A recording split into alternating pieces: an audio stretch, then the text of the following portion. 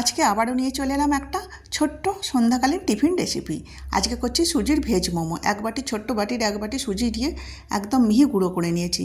দিয়ে দেবো chilli flakes, একটু জিরে, লবণ। এটা কিন্তু ছোট বড় সকলে মিলেই খেতে পারবে। খেতে কিন্তু দুর্দান্ত লাগে, খুব টেস্টিও লাগে, পেটটাও ভরে। অল্প তেল দিয়েছি, 1 চামচ তেল দিয়েছি, ময়দা দিলাম 2 চামচ, আগে দিতে ভুলে গেছিলাম।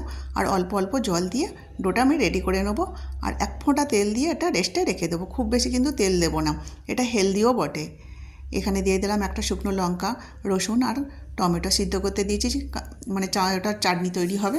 কড়াইতে সাদা তেল দিয়েছি, দিয়ে জিরে, এখানে আদা রসুন কুচি আর একটা লঙ্কা দিয়েছি, পেঁয়াজ কুচিটা দিয়ে দিলাম। ভালো করে ভাজা হয়ে গেলে দিয়ে দেবো বাকি সবজিগুলোও, যেমন গাজর, ক্যাপসিকাম, ফুলকপি, বাঁধাকপি, এগুলো আমি একদম ছোট্ট ছোট্ট করে কেটেছি। দিয়ে দেবো এবার পরিমাণ মতো লবণ।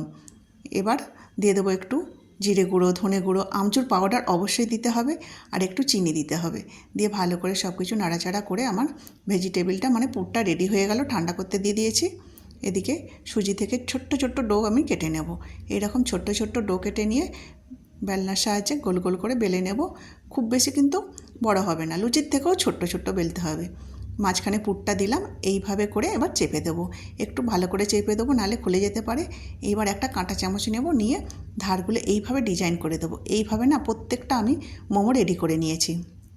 দেখুন বাকিগুলোও তৈরি করে নিয়েছি। এবার একটা ছিদ্রওয়ালা বাটিতে সিদ্ধ করতে দেবো। 5 মিনিট সিদ্ধ করলেই কিন্তু হয়ে যাবে, আর খুব তাড়াতাড়ি কিন্তু এই টিফিনটা তৈরি হয়ে যায়। খেতেও খুব ভালো লাগে। পারলে আপনারাও একবার এরকমভাবে তৈরি করে দেখুন কেমন লাগে। ময়দার তো খাওয়া হয়, কিন্তু সুজির খেলে না আরও বেশি ভালো লাগবে, আমার তো মনে হয় তাই। চাটনিটা বেটে নিলাম, একটু চিনি আর একটু আমি বিট লবণ দিয়েছিলাম। শেষে একটু ধনেপাতা আর বিট লবণ দিয়ে চাটনিটা আমার রেডি হয়ে গেছে। এদিকে মোমোও রেডি হয়ে গেছে। চলুন এবার গরম গরম খাওয়া যাক। কেমন লাগলো আমার এই সন্ধ্যাকালীন টিফিন?